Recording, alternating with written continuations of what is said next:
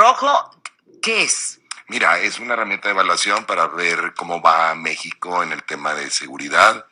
Es un proyecto social ciudadano que arrancamos hace varios años. Derivado de la experiencia, nosotros tenemos mucha experiencia en sistemas complejos y entre otros aplicado a seguridad. Y desde hace más de 2 años estamos con este proyecto nacional. Publicamos los datos delictivos del país de una manera muy sencilla que todo el mundo lo entienda. A nivel municipal, estatal, federal, la gente puede consultar nuestro semáforo en la página semáforo.mx.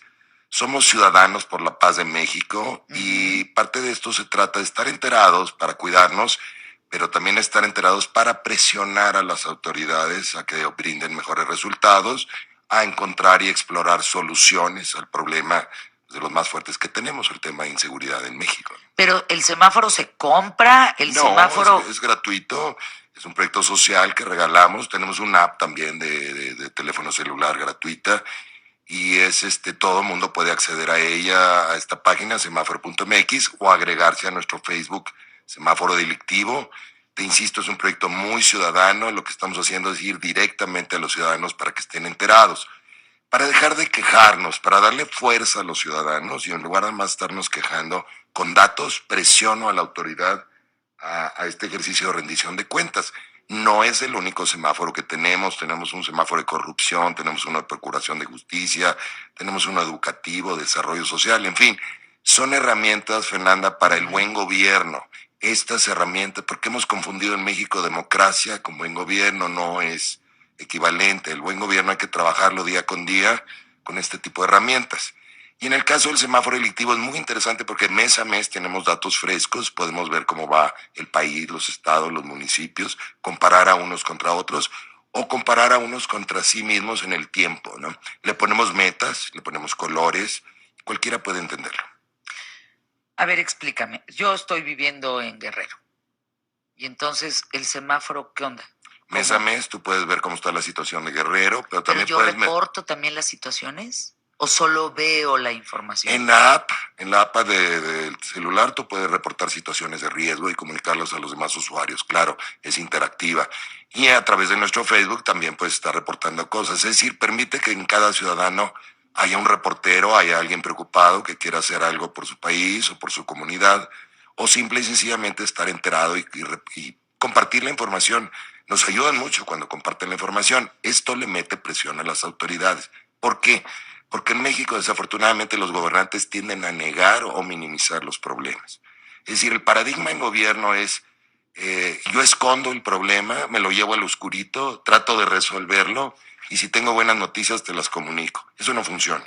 Lo que nosotros promovemos es que la autoridad comparta el problema, comparta la información y comparta las soluciones con la comunidad.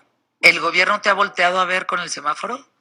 De diferentes maneras. Hay unos que se quejan mucho de nosotros, entran en conflictos. Pues, por ejemplo, se ha negado el Distrito Federal, se ha negado Querétaro, Aguascalientes, Puebla. Hay muchos estados que dicen, no es cierto. No. Son datos de ellos, son datos de sus propias procuradurías. Complementamos con otras cosas. ¿Con cuáles? Tenemos encuestas en línea y tenemos datos de ejecuciones de crimen organizado que nos proporciona la Lantia Consultores.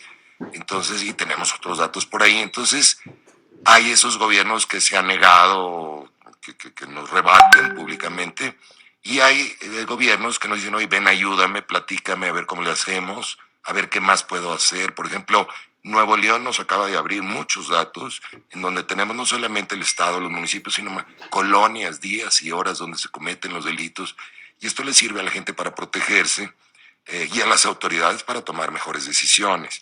Tenemos Sinaloa también, que vamos mes a mes a trabajar con ellos, con los 18 municipios. Sonora estábamos con ellos, ahora estamos con Hermosillo nada más.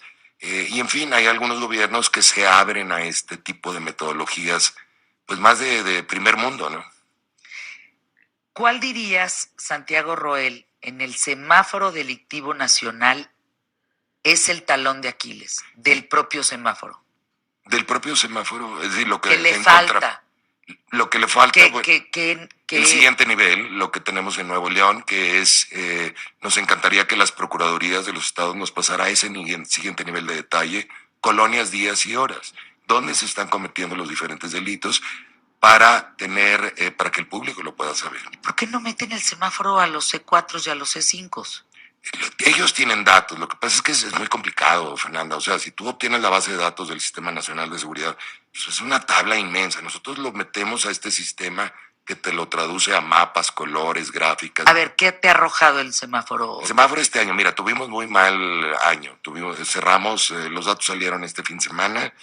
El 2016 fue muy mal año para México.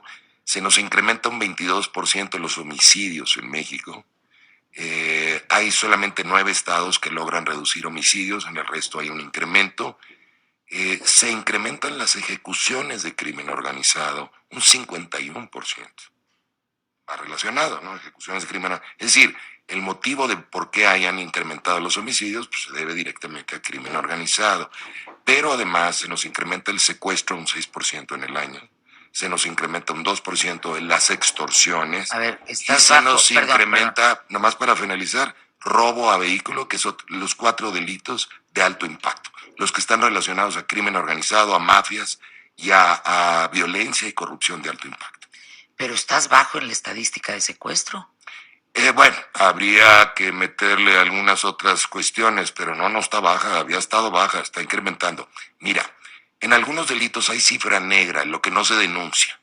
¿Sí? Entonces, por ejemplo, en el caso de secuestro y de extorsión, en el secuestro tú tienes que multiplicarlo por 4 o 5 veces para encontrar lo real. Y en el caso de extorsiones, todavía tienes que multiplicarlo por 9 o 10 veces. Entonces, aunque haya cifra negra, te sirve para ver tendencias y te sirve para ver concentraciones. ¿Qué estados tienen más secuestro? Van subiendo, van bajando, a pesar de esta cifra negra. Pero a ver, la cifra que sale recientemente, esto hace 3 días, ahí está posteada, la envié, se dispara el secuestro 79% en el sexenio. Estás hablando del sexenio, yo te estoy hablando del año pasado. Estamos comparando el 2016. ¿Y se divide o cómo? Lo más prudente es siempre, digo, lo puedes hacer por sexenio si quieres. Nosotros reportamos mes a mes y comparamos siempre contra el año pasado y contra la media histórica. Pero son diferentes maneras de comparar. ¿Contra qué quieres comparar? ¿Contra el inicio del sexenio? ¿Contra antes de que se iniciara esta guerra absurda contra las drogas en el 2010? ¿Absurda? Absurda la guerra contra las drogas. Es lo que nos tiene postrados. Es lo que nos tiene en este alto grado de corrupción y de violencia en el país. Eso es lo que es la principal causa. ¿De dónde causa. sacas? ¿Es un criterio tuyo? No, es un criterio. ¿Está fundamentado? Sí, por supuesto. Por supuesto, la principal causa de violencia es el narcomenudeo. Mira, hay un mapa muy interesante, si la gente se metiera a semáforo.mx, se puede verlo, en donde tú ves el porcentaje de ejecuciones de crimen organizado relacionado a homicidios. En términos generales, 6 de cada 10 homicidios en México están relacionados a crimen organizado. 6 de cada 10. Pero hay estados, te puedo mencionar Baja California Sur, Quintana Roo, Aguascalientes, Michoacán, Tamaulipas. Pero eso hace que la guerra contra el narco desde el 2006 sea una mala decisión, pues no te vas a pelear a cachetadas. Mira, una cosa es una situación de emergencia en donde tengas que meter el ejército y todo, y es bienvenido, sucedió en Nuevo León, yo soy de Nuevo León, te tranquiliza un poco las cosas porque la policía estaba totalmente coludida. Y otra cosa es pretender mejorarlas, pretender que bajen los consumos de droga o que baje la violencia con una estrategia policíaca cuando te estás peleando contra un mercado. El mercado de droga no se combate con policías. Eso está muy probado en el mundo. Seguimos insistiendo en ello equivocadamente, pero un mercado de drogas se combate con leyes económicas. Actualmente el prohibir las drogas y hacerle la guerra a las drogas, entre comillas, lo único que hace es fortalecer mafias. Le das un mercado lucrativo a las mafias con las cuales con plata o plomo te van corrompiendo a las autoridades, van reclutando jóvenes, tienen mucha capacidad de reclutamiento y luego se extienden a otros delitos o a otras actividades. Pero esta es la principal fuente de financiamiento de las mafias en México. Santiago, quisiera platicar este tema muy ampliamente contigo. Deberás darnos... Te dije que te iba a interesar el tema. No, es que es interesante para todos, para ti, para todos que te estamos escuchando. Dejo algo en el tintero para que nos sentemos próximamente a platicar de esto en función del semáforo delictivo nacional. Pero, Santiago, si 6 víctimas, 6 homicidios, provienen o son causa del crimen organizado, ¿cuántas de esas 6 personas, es pregunta, cuántos están metidos en el crimen organizado y cuántos son inocentes? Ese dato no lo tenemos, pero como lo leemos o lo escuchamos en las noticias, no todos están metidos en eso, ¿no? Es decir, tienes víctimas ocasionales que van caminando por la calle, alguien que el ejército tomó creyendo que era, estas noticias salen todos los días. Entonces, este era el viejo paradigma. No, bueno, se están matando entre ellos. No es cierto. No se matan entre ellos, nos crean un caos, como puede ser Acapulco, sería un caso extremo, te crean todo este caos. Nuevo León lo fue hace algunos años, Cuernavaca lo es actualmente. Te van creando un caos, te van corrompiendo la autoridad y la van colapsando. Entonces la autoridad puede caer en corrupción de alto impacto, que es, se mete a secuestrar, se mete a protegerlos en todo este mercado, se mete a extorsionar y se mete a ejecutar también la autoridad. Es cuando ya se colapsa la autoridad local. Y esta es la dinámica del mercado de las drogas. Es plata o plomo que se ejerce desde el policía de la esquina o el muchacho que lo involucran para vender drogas en la escuela hasta un alto funcionario de la Procuraduría. Narcogobernantes. Narcogobernantes. Entonces, toda esta guerra puede atrapar a algunos capos, puedes extraditarlos, pero no le estás pegando al mercado, no estás atacando el mercado ni el negocio continúa, los narcopolíticos pues tranquilos, y esto es lo que te causa, es la principal causa de violencia en el país, no es la única, ni tampoco es la única causa de corrupción, es la principal y es la que pudiéramos erradicar de un día para otro. Si empezáramos, como se ha debatido ampliamente, pues, con la regulación de la marihuana y del cultivo de la amapola, Fernanda, reduciríamos dramáticamente esto. Y es una estrategia muy interesante porque está en manos de México, no depende de nadie más. Desafortunadamente, en la actualidad, pues hemos seguido una política de Estados Unidos, una guerra perdida por ellos y por todos, que nos ha metido en todo este problema, que hemos seguido ciegamente creyéndonos esto, que no nos trae ningún beneficio y que si tomamos una decisión diferente, pudiéramos meter a México rápidamente en un esquema mucho más tranquilo de paz, con el cual podríamos trabajar en temas mucho más relevantes, como es el desarrollo social, desarrollo económico, buen gobierno, etcétera, etcétera. Bueno, educación, ¿no? Educación, pero tienes ahorita un gorila en la sala, que es el mercado negro de las drogas, que nadie quiere tocar, porque hay intereses ocultos y hay una propaganda de guerra que confunde a la población y dice, bueno, es que yo no quiero que se regulen las drogas porque mi hijo va a estar más expuesto a ellas. No, actualmente es cuando está expuesto, porque actualmente se las están ofreciendo desde la secundaria, desde la prepa, en el antro, en la calle, cualquier calle consigues drogas. Eso no es decir, hay un mercado caótico de promoción de drogas por parte de las mafias